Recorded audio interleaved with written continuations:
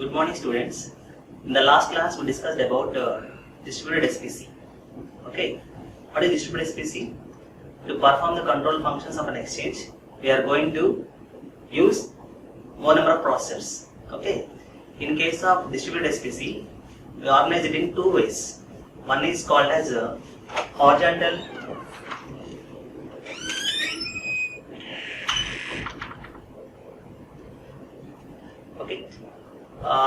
in case of distributed SPC, there are two ways to decompose it. One is called as horizontal decomposition. Another one is called as vertical decomposition. Right?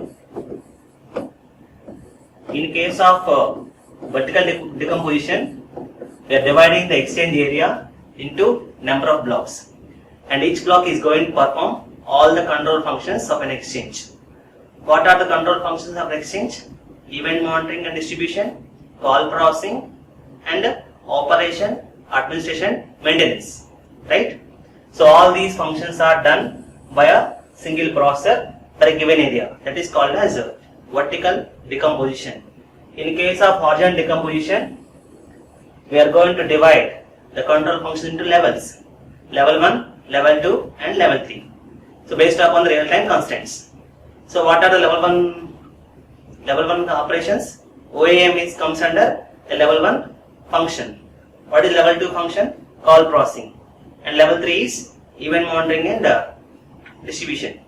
So based upon real-time constraints, we divide them into levels. Therefore, the first level is going to perform only the OAM functions for the entire exchange. And the second level processor is going to perform the call processing functions for the entire exchange, and third level processor is going to perform event monitoring and distribution functions for the entire exchange. So this is about the horizontal decomposition in a distributed SPC. Okay, that means we are choosing different types of processors for performing different levels of functions. Okay, now in this class we discuss about the software architecture. Okay, so to perform any operations using computer, so what are the things required for us? The important thing here is, one is a processor. So without a processor, you cannot perform any function. And second one is OS, nothing but the operating system. If I am having a laptop with a Core i7 processor. So with only a processor can able to perform any operation? No, right? So we should require some operating system also, a Windows operating system or a Linux operating system. So without OS, this processor may not work. Therefore, the OS is also required. And third one is an application software.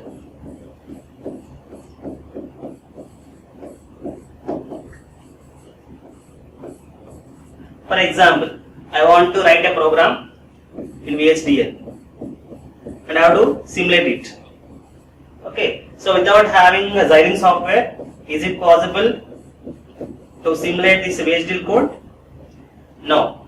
That means for performing any operation, that digital computer must require a processor, an operating system, as well as an application software. So in the previous classes, we seen about the processors. What are the different types of processors required for performing different functions? Now in this class, we'll see about the software architecture, which involves both this OS. Nothing but in this context, we call it as a system software. So both are one and the same, system software or OS, operating system. Okay, don't get confused. So in some other uses the terminology operating system, and some other uses the terminology system software. Okay, now in this class we will discuss about this system software. Okay, and next one is the application software. Okay. Out of all these processors, I am mainly focusing on analyzing or designing a system software for a call processing. Okay. Now, so what are the system aspects of call processing? Generally, call processing is an event-based processing. That means, so whenever event occurs at subscriber lines, then only this call processing is happening. So therefore, call processing is an event-oriented. Okay. So to perform this call processing, it may not done in one step. So it should involve series of processes which has to perform with some time durations. It may take 10 to 100 milliseconds of time, separated by some wait statements. Okay. Therefore, this call processing may not be a continuous one. Okay. For performing this call processing, it has to perform multiple processings. Okay, in a serious manner to obtain the final call processing. So here, so we observed from this point that to perform a call processing, it has to involve multiple processings. Therefore, a multi-programming feature is required in the system software of a call processor. Clear? Therefore, one of the feature of system software in case of call processing is a multi-programming feature. Okay. So here we use the term called as process. What is a process? Process means a program in execution. Actually, what is an OS? OS means it contains multiple processes.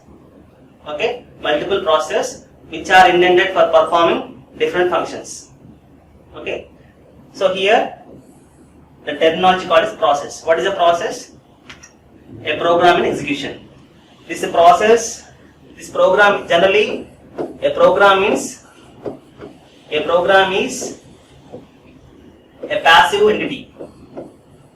A program is a passive entity, whereas a process is active entity. Okay. So before it is started up, that program is that program is a passive. So whenever that process is brought into execution, they call it as a active. That program is said to be active. Okay. So this process may appear in any one of the modes, states of process. This process may be in different states based upon the constraints and events. Running state, ready state, and blocked state. So what's the meaning of running state? We know that we have only one CPU, right? We have only one CPU. The CPU is going to access only one process at a time. The CPU is going to access only one process at a time. Remaining process has to wait until the CPU completes the process that is handling now. Therefore, what is the running state? Currently processing the CPU resources is called as a running state. So process P1 is there. This process P1 is handling by this CPU. Therefore, I can call that process P1 is in a running state. Okay. A CPU can be allocated to only one process at an instant of time. That is what I discussed, right? So one CPU can able to handle only one process at a time. Okay. What is ready state? Ready state means, so the remaining process, right, are waiting for the availability of this CPU. That means already some event occur on that process and it is waiting for CPU to complete its action. Therefore, we call this state as a ready state. So since more number of processes are in ready state, it has to maintain some table or some list based upon the priority. For example, so these processes are different. As it said, there are a number of processes are there. So each process is going to perform some different functions. Some processes may be used for event monitoring. Some processes may be used for call processing, and some processes may be used for operation and maintenance process. Okay. Now, for example, some process P2 which is performing OAM function. So at that time some process P3 is there which is want to perform a call processing, which is going to want to perform some call processing function. In that case, which one is having highest priority? So P3 is having highest priority. Therefore, it is going to create some list in which, based upon priority, these steady state processes are tabled. Okay. So once the running state is completed for the previous process, then the process which is in the top in the list is moved to the running state. Okay. So for example, the processor P1 is having some highest priority and it is running by CPU. So how much time it is going to use it? For example, because of some external events, this process P1 is monopolized. That means that is occupying more time by CPU. Then what about the remaining processors? They have to wait until this has to complete. Since our objective is to perform multiprocessing for the system software of a call processor, we have to brought this P2 into some other state. Therefore, the remaining process are getting a chance for performing their operations. So for that reason, we are using a timer to prevent any process from monopolizing the CPU. So whenever time is out, then the CPU forcefully send this running state to a ready state. Okay. Then what is a blocked state? So the process had to be in blocked state before if event is occurred. So once the process become active only when some event occur on that process. So before the event occurs, we can say that process is in a block state. So these are the different states of a process states. Okay. So during the transitions, the ready state may become a blocked state or a ready state become a running state. Now you can see some block diagram representation of these processes. So this is running state, this is ready state, and this is a blocked state. So whenever event occurs on this blocked state, then it is brought into ready state. So whenever CPU is available or this process is having highest priority, then that is sent into the CPU for performing some operation. So after this timeout, again this running process is get back to the ready state. Therefore, this process is again sent to the order list in the process. So this is the order list. So based upon priority, it is going to allocate the process. For example, P1, P2 and so on, some Pn. So based upon the priorities of the process, they are allocating in the list. The first one is moved to the CPU for performing the operation. Once this P1 is completed, its timeout, then this P1 is brought into the last of this list. Now P1 is here now. Okay. So this is the overall state transitions in a switching process. Now, representation of a process. So here they use the concept of process control blocks, PCB, okay, for organizing these processes.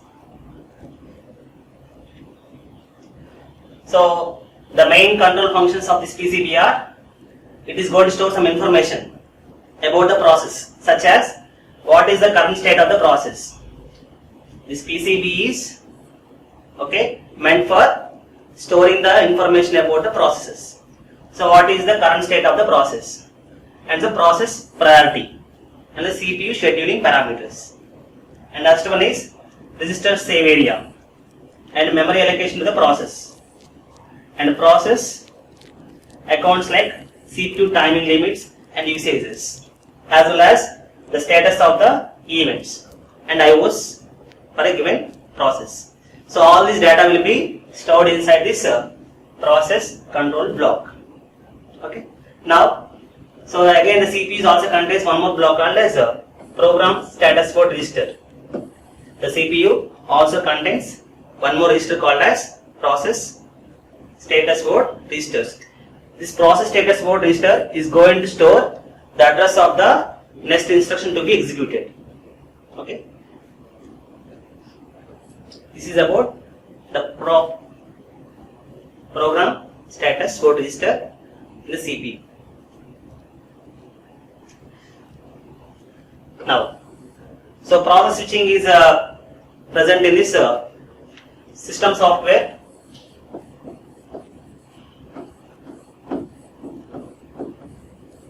Of call processing functions.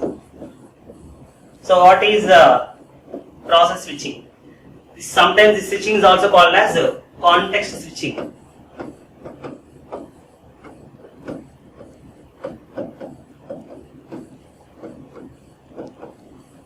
Okay. So what is process switching? Process switching means some process is going on. Okay. So before timeout, some external event is occurred on this process. That means some highest priority process is there. Okay, that is going to interrupt my first processor. Okay, that is called as switching processing, process switching. So whenever a highest priority process come into the action, then this lowest priority process has to suspend its action or it send into block mode. Later, it is going to do the functions of the highest priority process. So whenever it is completed, then it again come back to the processor P1 for performing its action. That is called as a process switching. So process switching occurs in following cases. So the current running process becomes blocked. So when this becomes blocks, when the highest priority process is triggered. So an event or interrupt triggered a highest priority process. Process switching implies PCB saving and loading. Now we see the exact representation of this process switching with the help of a block diagram. So this is a block diagram representing the process switching. So whenever now some process say is running. So whenever it is running, at this case, some blocking occurs. That means process B is brought into the operation. Then what it has to do? This process A is going to save the register as well as save the PSW and load the register B and also load the PSW of B process. So these are tasks that should be done whenever a blocking action takes place on a running processor. Now it is going to know the address of the registers and address of the next instruction to execute for process B. Now it start running. So whenever a blocking interrupt occurs, at this case, it has to perform the same operation, vice versa. That is, saving the register B, save PSW B, load register A, and load PSW B. Therefore, the process A is running now. That means, in between the process, we are switching. Hence the name process switching. Okay. So this is about the process switching in a call processing system. So this call process switching is mainly based upon the priority levels. So these are the priority levels in a given decreasing order. So fault alarms is having the highest priority. Okay. Next one is inter-processor communication is having the next priority. Then high speed clocks, exchange peripherals, low speed clocks, call processing, slow speed peripherals and OAM tasks. So whenever, let's take it as some P1, let's take it as some P2. Apply the same example. When processor P1 is, some processor P2 is running. Okay. When processor P2 is running, then this fault alarm event occurred. Then what it has to perform? It has to suspend this process P2 by saving the register A and saving the PSW of P2 and loading the register of P1 and loading the PSW of P2. So once this is completed, then they again come back to the lowest priority process. Clear? So this is about the typical priority levels in decreasing order in a switching exchange. So this includes all the levels, level 3, level 2 as well as level 1. Next, mutual exclusion of processes. So in case of switching exchanges or switching processors, here the information of the exchange are stored in the form of tables. Okay, the exchange informations are stored in the form of tables. So they are having some common tables, common variables, as well as some common files. Okay, the processes share some common variables and common tables and some common files, which are going to have the information about the switching processes, exchange resources, subscriber line informations. So generally we call them as subscriber line tables, subscriber line tables or line state tables. So what this table contains? This table contains the information of all subscriber lines, whether they are used by some other process or what are resources used by this subscriber lines. So all the information is stored in this subscriber line state tables. It is one of the examples for a table. Similarly, we have some example for variables and common files. Now I will explain what happens when all the processes are sharing a common table. Okay. For example, I am taking process A. I am taking process A. I am taking process B. For time being, I am assuming that this is having the highest priority process. Okay. So initially process A is under running state and it is going to scan the state table of subscriber lines. It is going to scan the state table of subscriber lines and identify some subscriber as free, some subscriber line as free, and this process A is going to utilize this subscriber line of free line. So whenever it is performing, okay, the process P2 or process B is triggered and it is want to scan the same state table, because we said that it contains some common tables which are shared by all the processes. So therefore the process B is also want to share this table. Now it is going to scan for the free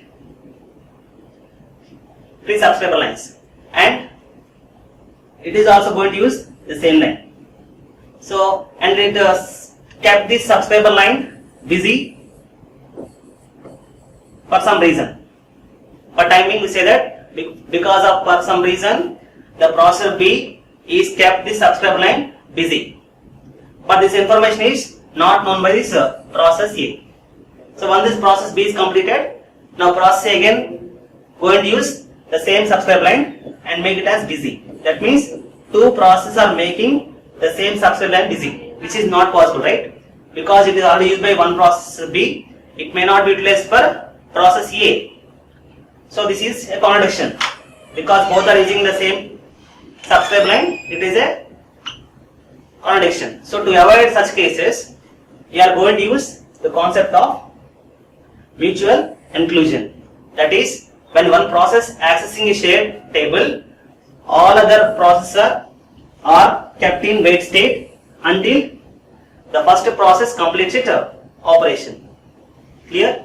So with the help of this mutual exclusion, we are trying to prohibit the access of the common shared tables by different processes. When one process is using that table, you can apply the same concept for common variables as well as for common files.